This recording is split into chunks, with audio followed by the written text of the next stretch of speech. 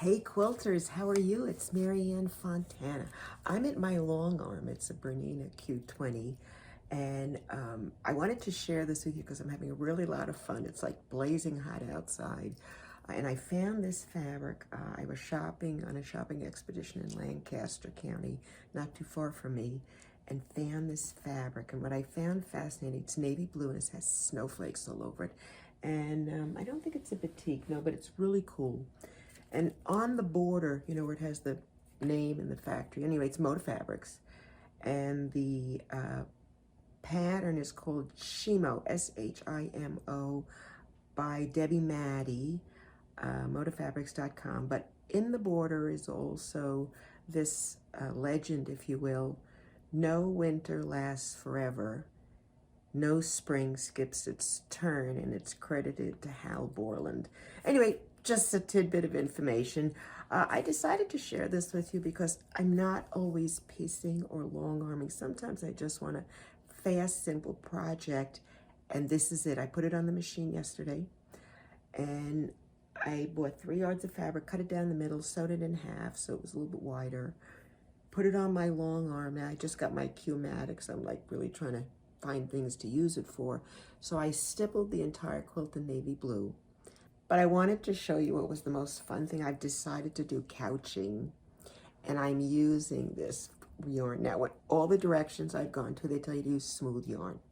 But I tested it, and this works. It's not too fat, and I have it through the widest of the little attachments you could put on the adjustable, Bernina adjustable foot. And this is Red Heart scrubby fabric, great for dishcloths. So I guess it's cotton. That's my quilt's cotton. I'm good to go. And I am couching this onto the quilt, and that's what I wanted to show you. So I'm going to turn the camera around, and I'm going to show you what I'm playing with. And it's just so much fun. It's cool, no pun intended, because it's 95 degrees out, and I'm staying indoors in the air conditioning, and I'm working on snowflakes. Here is the fabric, and you can see I have the stippling, and I just did the stippling over everything. And this is my scrubby yarn, and I've got it, you know, pulled out, and I'm keeping it loose on the side, and I'll show you that. And this is, let's look here, this is a before snowflake, and this is an after snowflake. On the small ones, I'm just going and doing 4. And this is my larger one, and I'm kind of doing some of the veins. This was the first one I did, so I'm still kind of practicing and learning a little bit. I think it's kind of looking funky. It looks snowflakey, I think. So here we go. This is, yeah, I put a few. Here, these 4 I've just done. I've just finished these 4, and I'm going to go on. We're going to go do this big one. There's a really great video on the Bernina website showing you how to do couching and how to pick up the yarn and everything. Basically, you go down, needle up, you pull both your threads up, and then you put the yarn behind it, put the needle down, and you can pull the thread through the hole, so then you can use it as a lead. Now I've got my yarn loose here, and my skein is over here, and I have a pair of scissors, and I'm ready to sew now. When I start, I like to stitch in place for a couple stitches just to make sure the end gets caught. And I find sometimes it's easier if you turn the yarn in the direction you're going. Let's just see. There we go. I don't like to go too fast. I'm actually doing each of the snowflake petals, as you see, with the little crystal things. I'll go back and do this one.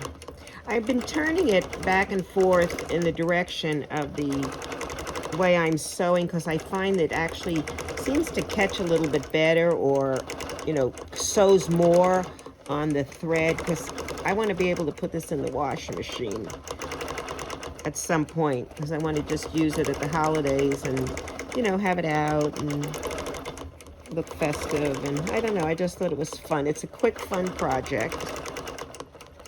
And you can see it's just fairly easy, just got to go slow. And then what I'm going to do, just to show you, is I'm going to come down. I'm only doing every other one with the feathering. And this one I'm just taking out. This is just a personal decision.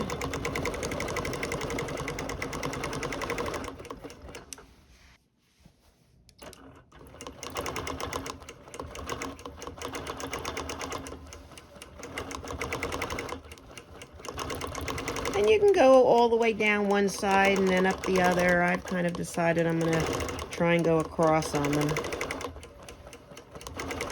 Now, one thing you have to be very careful of is that you don't cross over on your yarn, because you're going to stitch it and you're going to have a mess.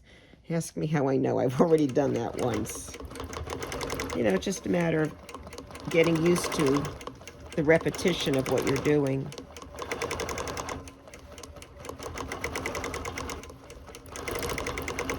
And see, I'm going slow.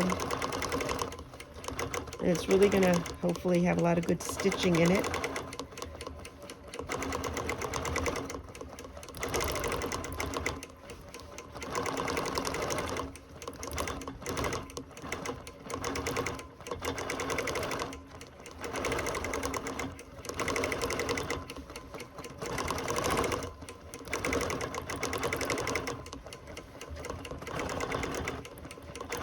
Put a little piece here, a little piece there, because after all, it doesn't matter.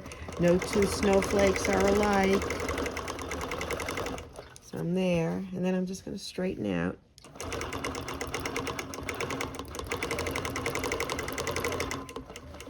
And I'll turn it this way. Oh, wait, see, I don't want to get it caught. See, if that gets caught there, I'm in deep trouble. So I'm going to go back over this way now. I stopped. But again, I'm going slow because it's giving the machine a time to sew down the threads. So let's go back. We'll do one more. And actually, I'm going to continue along this way, and I'll pick you up at the end. All right, so to finish it off, I did all the sides. I'm just going to kind of be stationary there for a minute, and then I'm going to stop, and I'm going to pull my needle up with the tension loose, if you will. And the first thing I want to do is I want to separate the scrubby yarn and make sure I don't have the threads, because there's my thread, and I want to cut the scrubby yarn. Okay, because I don't want to waste any of that. I'm not sure if I'm going to have enough, which is, of course, a cardinal rule. You never do that. You always make sure you have enough. And I'm going to cut these threads off. And normally I would pull the underside thread up, but because I can just reach under, sometimes it's just easier to cut it off. And now I'm going to go ahead and I'm going to go do one of these smaller snowflakes. We're going to move over to here, and I'll just do one or two of the small snowflakes. So I'm going to hold this and this up with this hand, and I'm going to hold my thread as well, and I'm just going to do one up and down, because I need to get the navy blue, which is the underside thread, up. So I'm going to take the two threads here and hold them while I position the yarn at the end and exactly where I want to start, and I'm going to put my needle down. Okay, so now again, I'm ready to sew. Let's see if I can do it over here so you can see better. All right.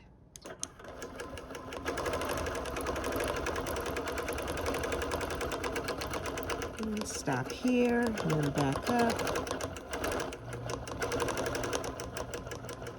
I like to stop in the middle to try and catch it, although it doesn't always work. But I figure no two snowflakes are the same anyway.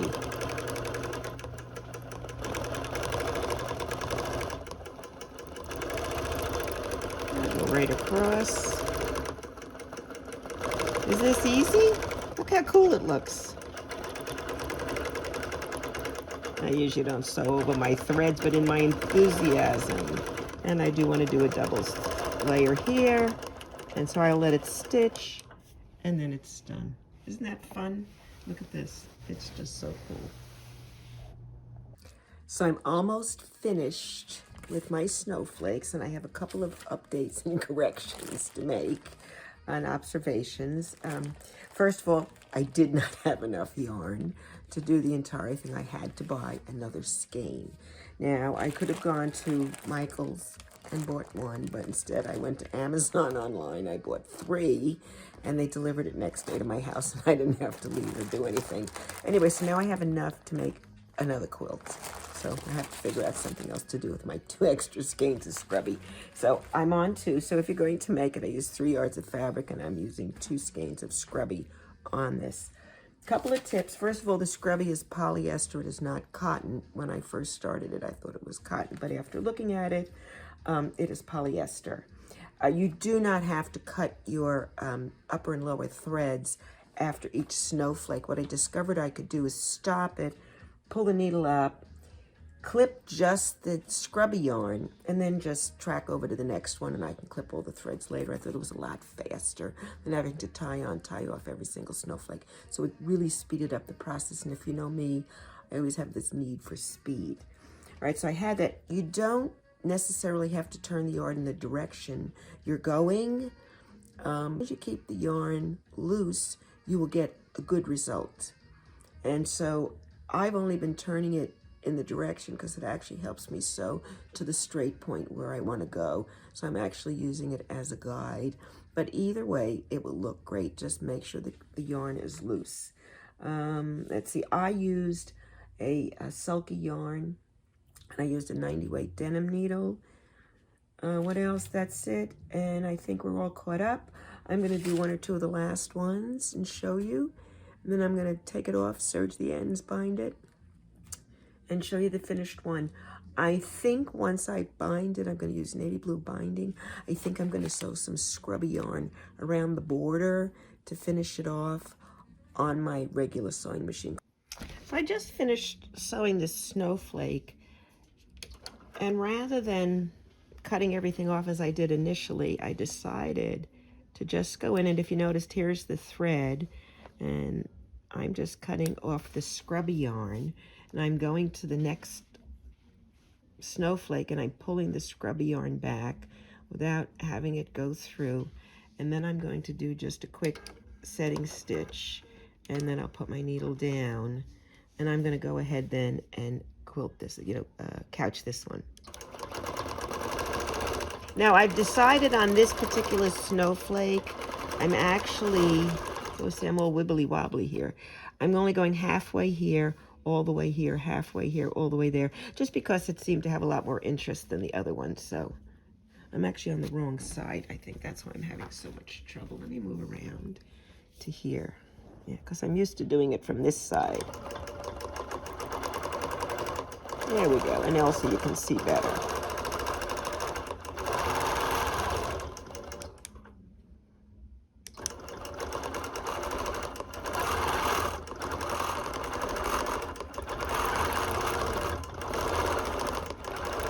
Now, one of the things I'm not doing is going all the way into the middle each time. Oh, that was really off.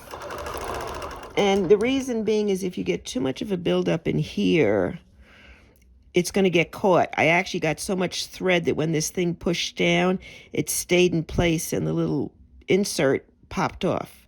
That's because I had too much bulk in there. So just be careful when you're doing that, okay?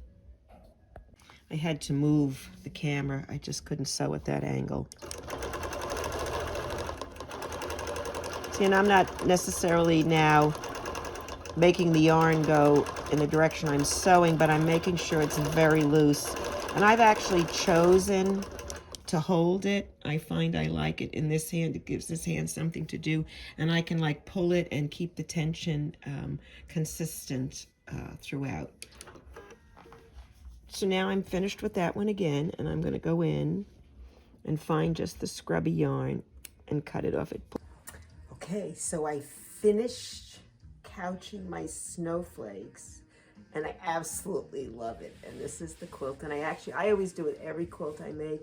When I take it off the quilt rack, I serge the edges. It really makes it easy to put the binding on. It's a really cool trick.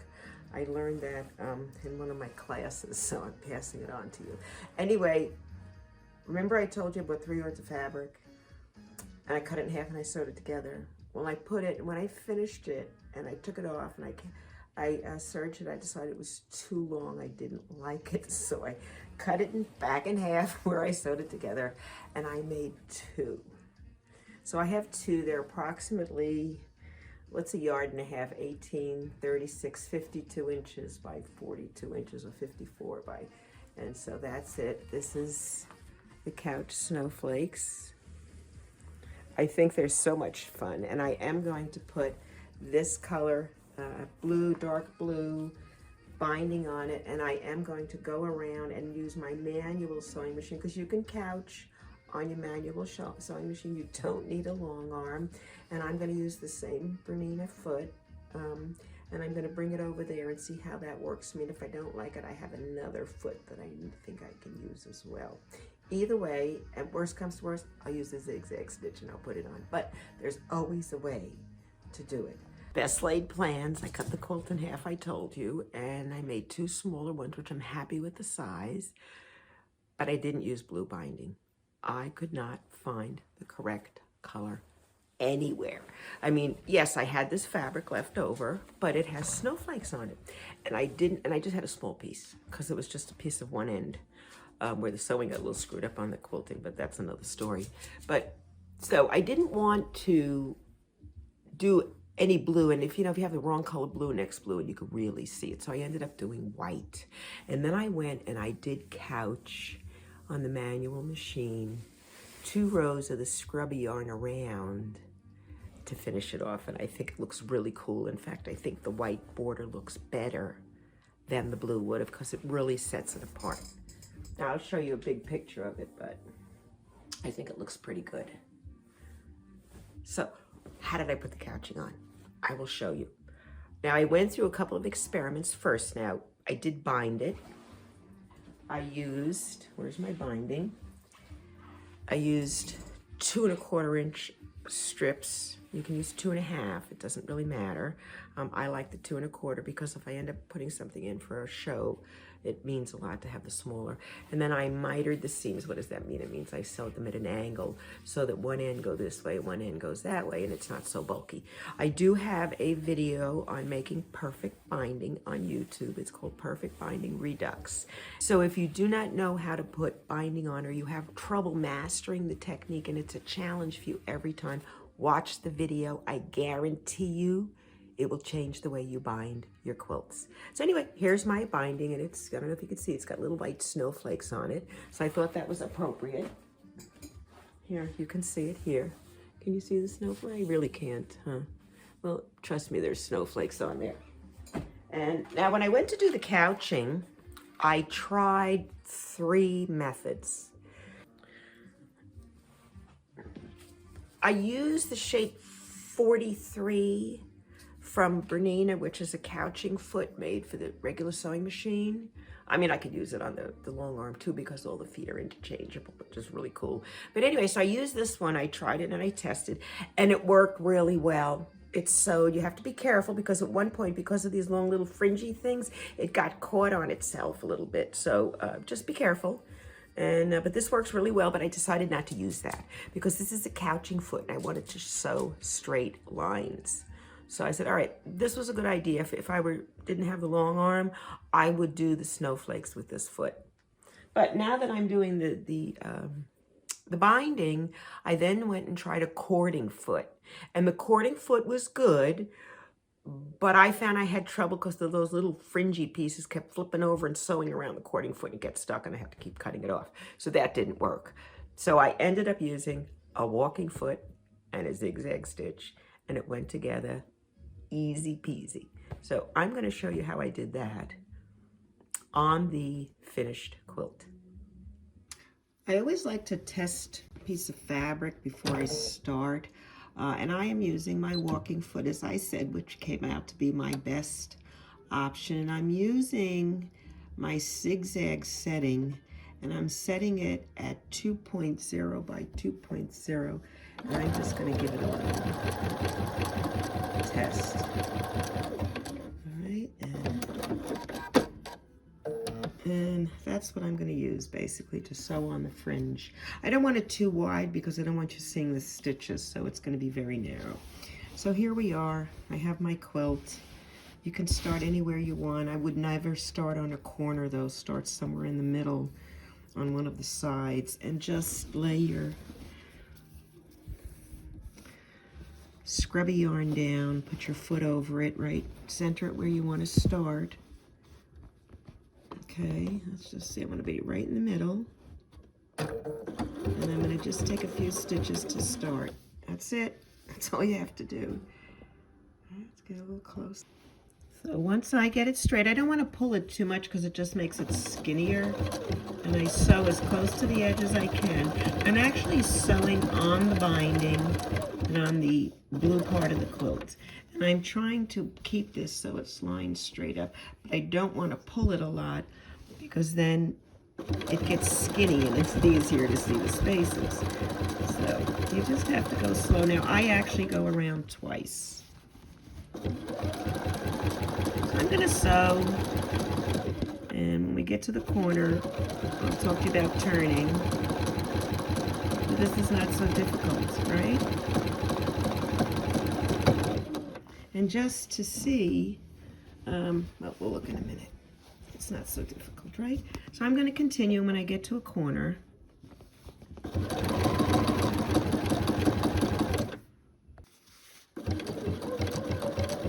I'm almost at the corner, and I'm just holding it gently, as you can see, just really to make sure it stays in line. And I'm getting a little clunky sound, but I think that's because I'm sewing on the thick binding and then on the quilt back and forth. I'm going to go to the end, all the way to the end, and stop with my needle on the right side and back up 3 or 4 stitches and come back. And again, I want my needle to end up on the right side. Can you see that? I'm going to leave my needle down and very gently turn it and make sure it lays flat, and then pull my scrubby yarn. And what I did is I took a couple stitches right there, and then I picked it up so I could continue. And that's it. All you have to do is turn the corner. And what I like about this method is, number one, if your binding isn't even, it hides the fact because you could place the yarn where you want. And also, if any of your threads show, you can cover it with this. Now, you don't have to use this scrubby yarn, but if you wanted to add an accent color to a quilt, that would be pretty cool, wouldn't it? And this is, look how easy this is. And as I said, it hides some of your imperfections in your binding. So I'm going to finish this off. I'm going to keep going. Now I am going to go around twice because I found, and maybe what we'll do is let's stop for a minute and I'll show you. Let me cut it off the thread because I can just pick it up anywhere. So let's look at this. See how it looks nice, but it's kind of thin. You know, I'm not really getting a lot of fringy action going on the way I am with this. So I'm going to go around a second time and I'll show you how it looks. This is the last piece of the row, the second row I'm sewing, and all I did is cut it where I want to finish. And I'm just going to sew over it, zigzag. That's what I've been doing. And when I get to that little end piece, once I go over it, I'm going to get it, make sure I catch it. I'll back up just a little bit. And that's it. It's couched all around the edge. I think it looks pretty cool.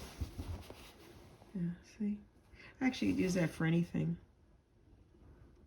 Now you can see the snowflakes. I discovered when I was couching the end there that there were 2 snowflakes that I had never quilted. So since I'm here on the manual machine, and since I have foot 43, which is that cute little saucer foot shaped thing I told you about, I've decided I will do the 2 on the manual. Now I've already threaded my scrubby yarn through here, and there's a little wire they give you that you can put it through, hook it on, and pull it through. So it's fairly simple. And I'm going to go ahead. I've lowered my feed dogs, and I think I'm going to get a pair of quilting gloves. Let's look at this. And I'm going to start exactly the same way I did before. I have my thread. It's loose. I'm sitting over here, And I'm going to start over here. And the only reason I'm going to start over here is because I have another snowflake there, and I'm going to end up on this side anyway. Pull this through. Let's pull my needle up a little. I'm going to pull this through, not too much. You don't want to lose it totally. And I'm going to get to the end of my piece. My feed dogs are down. My thread is a straight stitch. I have the 43 foot. I am set at 2.5 for my stitch length, and off I am going to go.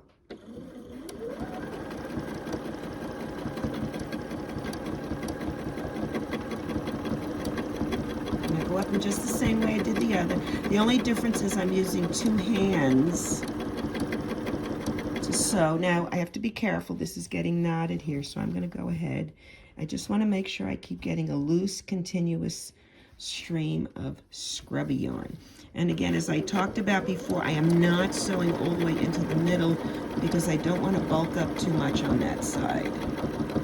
You know, in the middle, and then it'll get caught, it gets jammed, and that's no fun. So see how easy it is?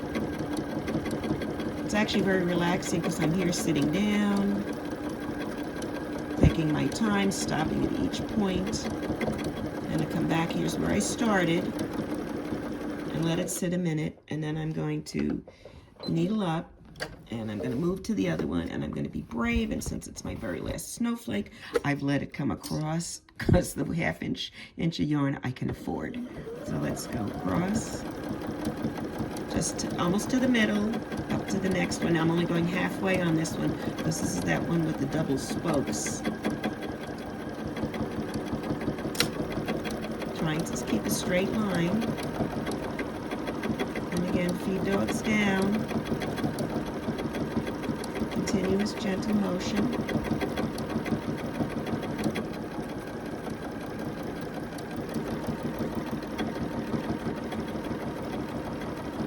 I'm going to stop for a minute, get my thread adjusted.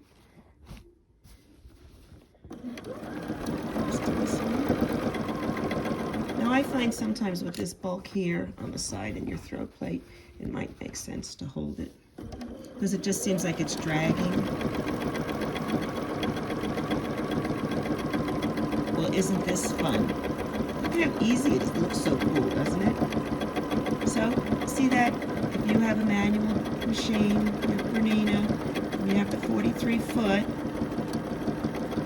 you don't need a long arm. Well, it's nice to have one, but you can do it here too.